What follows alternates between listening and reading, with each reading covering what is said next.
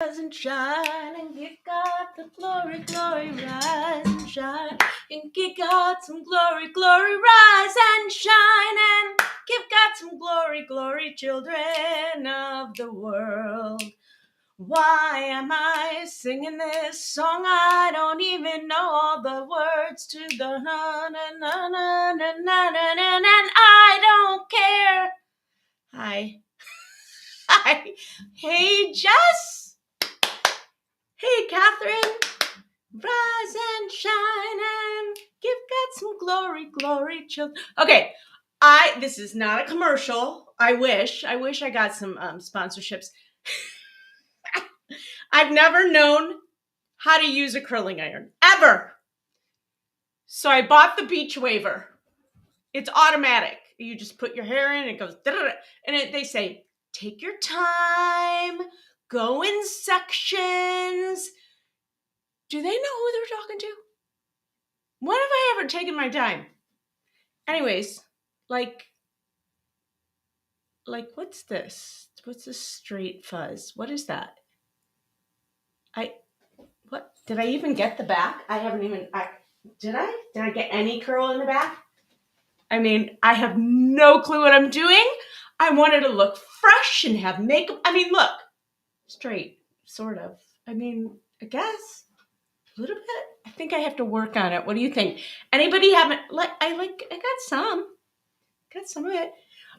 If anybody has any tutorials or videos that they like to watch about how the busy person who doesn't ever slow down, and how the hell do you get in the back anyways? Like, I was trying to pull it, and how? That one, oh good, I got one front curl. Wait, not this. This is bone straight. Okay, wait. This one I think you're talking about. Yeah, that's a good one. I'll just stand like this. I'll do my whole life like this. Hi. Oh, okay. So I'm not even prepared. All right, let me bring up my notes, see what kind of came up this week in the world of adoption. So I'm very excited about a number of things. Number one is we had a lot of families adopt this year. A lot. I mean, last year was a record at 91 or 92, I think, families who adopted. We are really close to that. In a year where we didn't have half as many, no, that's probably not true. We didn't have as many new families this year as we usually do, but comparatively, the number of adoptions we had was through the roof. So I don't know if that's your goal and you're thinking about adoption. We have a pretty good track record. Just saying. I have 21 lines on this whiteboard that I keep kind of all of our matches. I keep track of what family was matched, the name of the expectant mom, and I'll tell you why I put the name, the agency that they're matched through, and the date of birth, expected date of birth. The reason why the name of the birth mom or the expectant mom is so important is I'm a member and I get all these emails from different scam boards, and different agencies or attorneys may post, is anybody working with, thanks, Catherine, is anybody working with such and such an expectant mom? They are also matched with another family, or she scammed us once, be careful, whatever. There are unfortunately a lot of scammers out there, but agencies and attorneys take as much precaution as they can. And there's different email lists, so I'm on them. So we like to keep track of all the names. And every time I get one of those emails, I will look at, are any of them our names. Every once in a great while, we catch one. But most of the time, it doesn't happen. As my grandmother, may she rest in peace, would say, thanks God, Eastern European with a big Yiddish accent. Oh, God, I miss that. And it seems, anyways. All right. All right, one thing I want to bring up that has been, so what we do is we scour the boards and we kind of listen to our public community and our private client community to see what questions are coming up. So one thing that we have noticed is that a lot of people who are starting their adoption journey think that they have to stay state specific. And guess what? You don't. You don't have to stay state specific. You can adopt from pretty much any state. There are certain laws in different states, so you want to make sure that you are within the laws, meaning, let me give you an example. So in Arizona, for instance, you cannot finalize in Arizona unless you're from Arizona. So if you are from,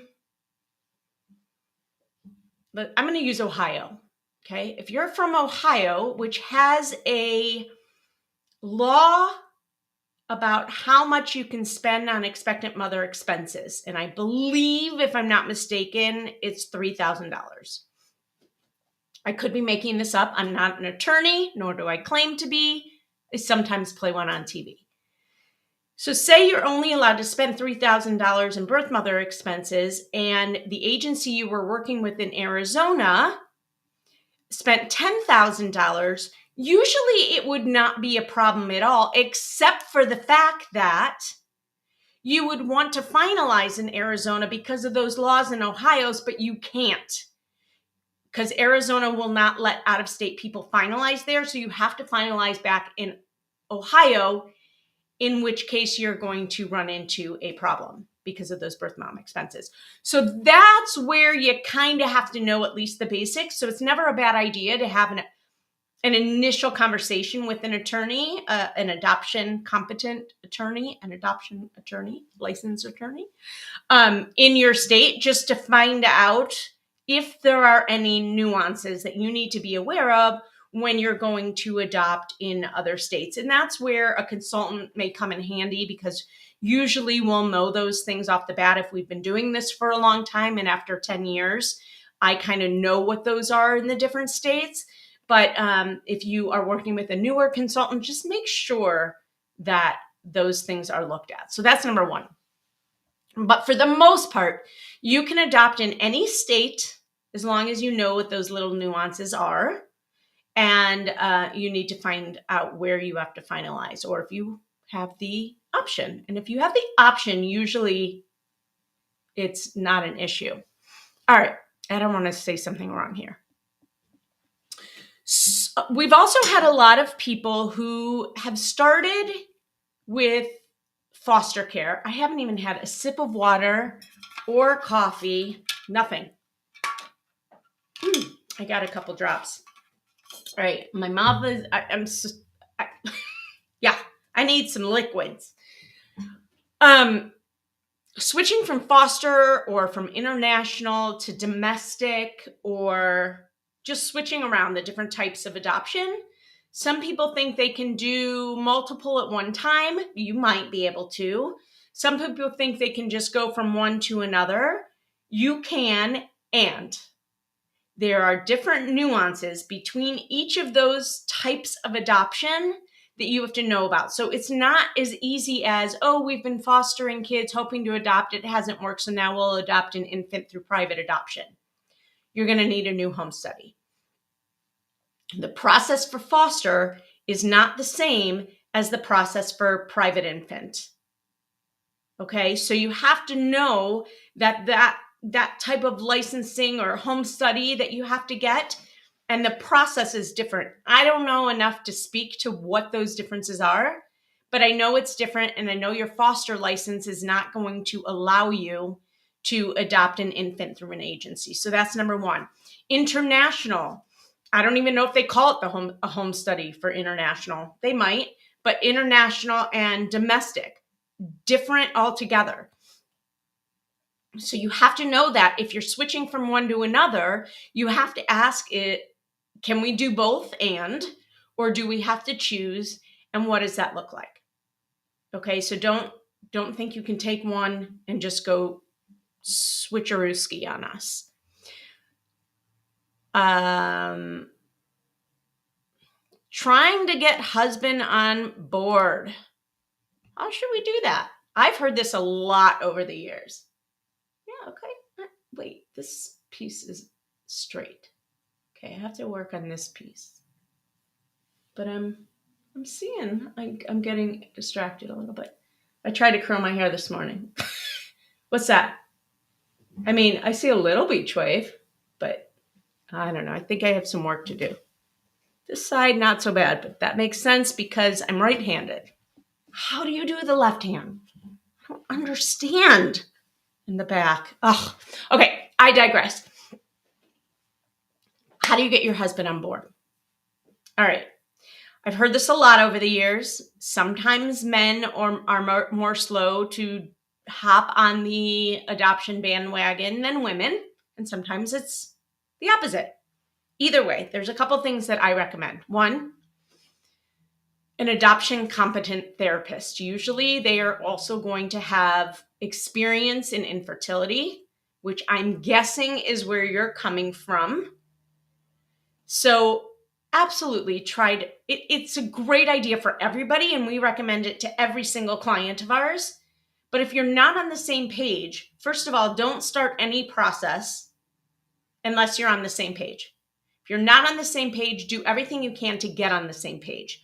Do everything you can to educate.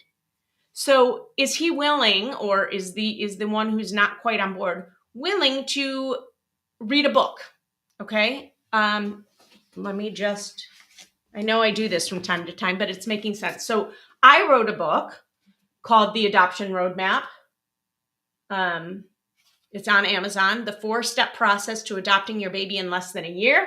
It'll probably take you a day to read it, maybe 2. It's a little less than 100 pages, but it goes through every single step of the domestic infant adoption process and what you should be expecting, what you should look at deeper, tips and tricks, and just kind of all of it. It walks you through all of it.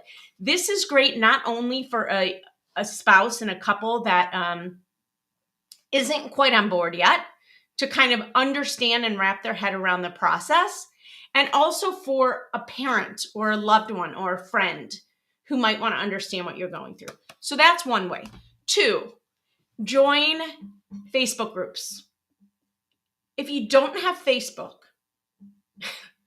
I mean, I'm not a huge fan, and I don't use it all the time anymore. I use Instagram way more. But for the adoption process, both YouTube a little bit, but definitely Facebook, there are so many adoption groups. I think there are groups for adoptive dads or hopeful dads. There are groups for going through the process. There are groups for people who have already adopted. There are groups for transracial adoption, for open adoption, and there's podcasts. So get into those groups, see what people are saying, and learn. Do the research, understand the process, understand what the risks are. You have to do your own work before you jump into this process. At least you'll be better off for it if you do.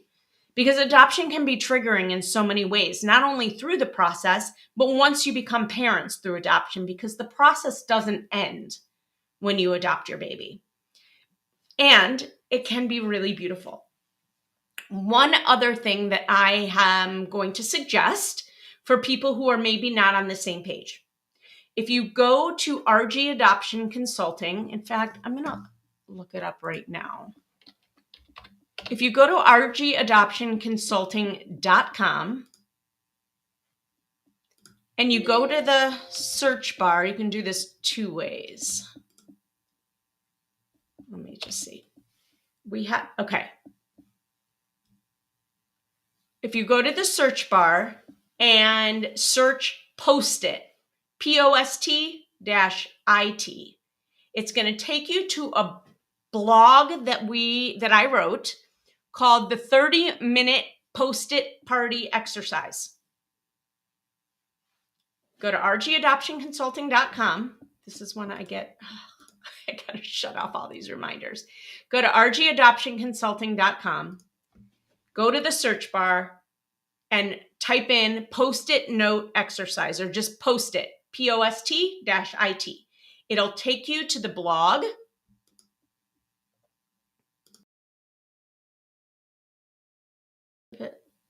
Okay. It'll take you to the blog of that exercise. Essentially what that exercise is you take a stack of Post-it notes, each of you. And if you're single, you could do this with a family member or somebody who is helping you kind of work through all this. But you each take a stack of Post-it notes and a Sharpie.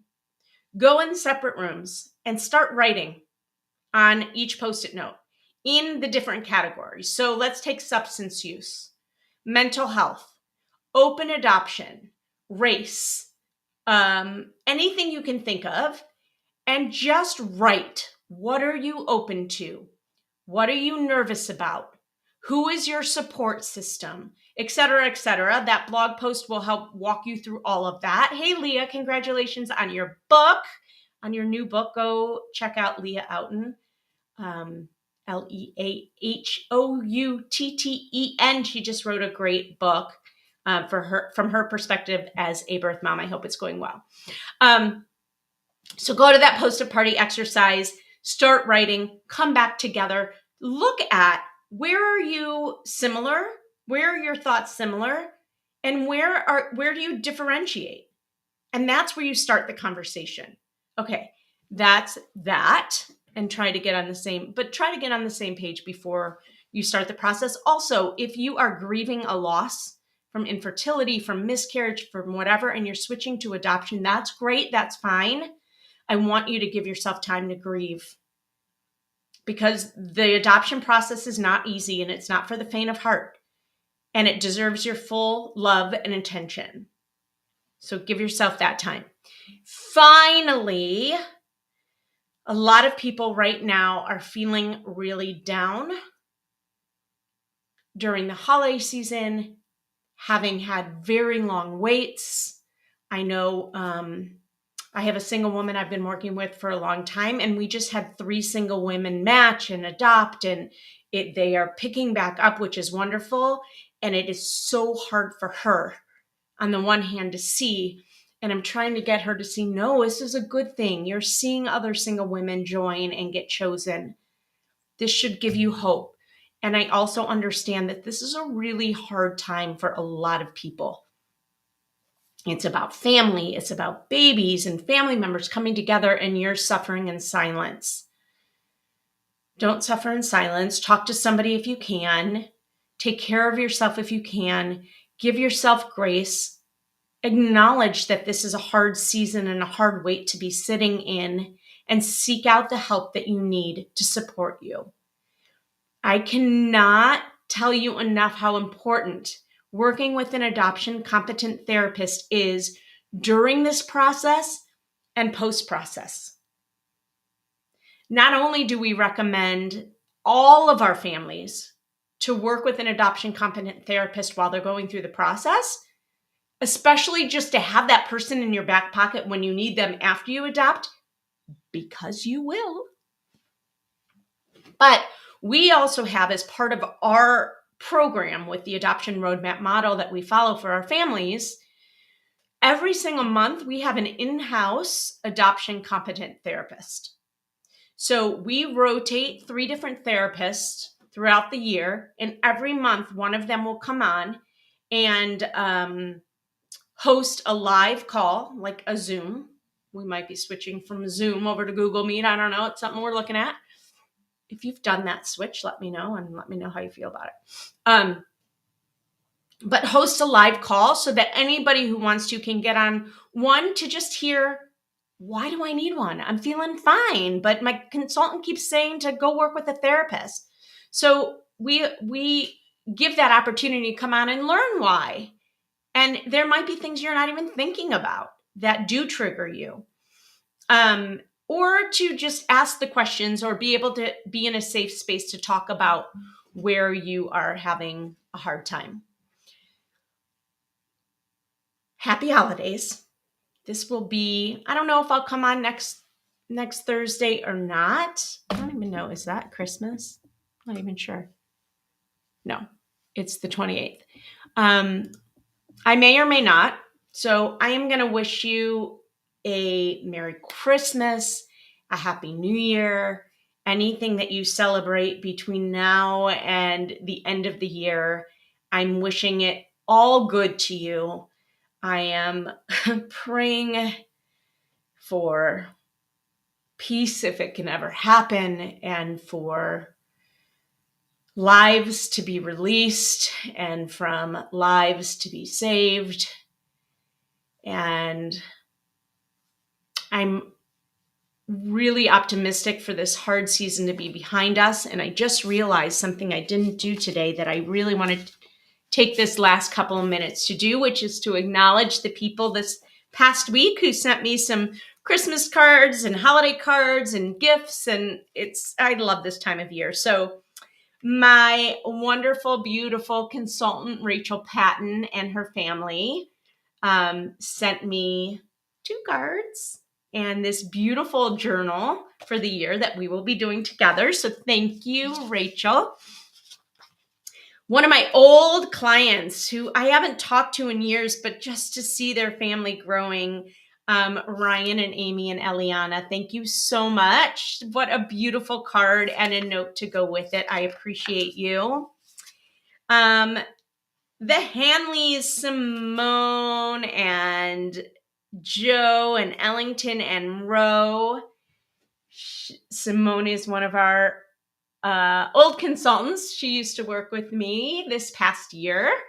So thank you. This is beautiful. And I'm so glad for our continued relationship.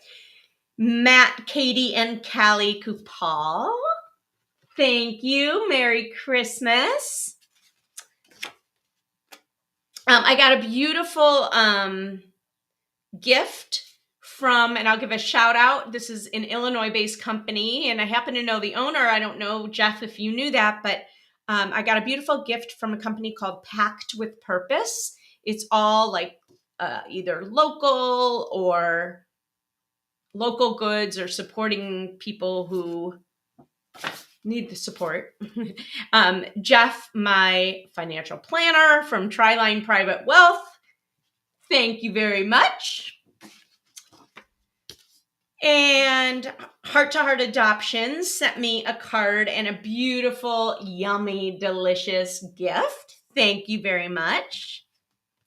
My friend Deb sent me a beautiful, delicious box of chocolates. Thank you, Deb. And our friends from Cleveland, Andy, Riddy, Jackson, and Ava, thank you so much. Happy holidays, and Roxy too. So I love all the love that I received during this holiday season. Thank you. It is so appreciated, and I love you all. Happy New Year. Merry Christmas. I'll see you in 2024, if not before. Bye. So long, farewell, auf Wiedersehen, adieu. I don't even know the words. Adieu, adieu to you.